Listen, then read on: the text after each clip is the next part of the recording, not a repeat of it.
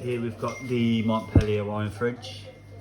A lot of you might have been struggling to sort the temperature out to get it to drop less than the default 12 degrees. What you do, you hold these two here,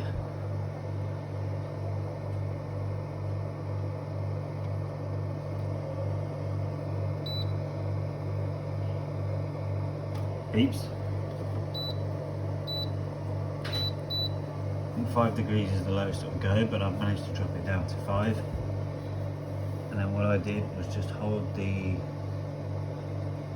padlock there.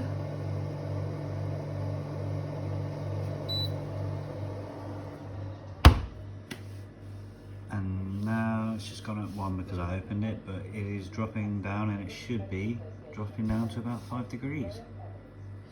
Hope that helps.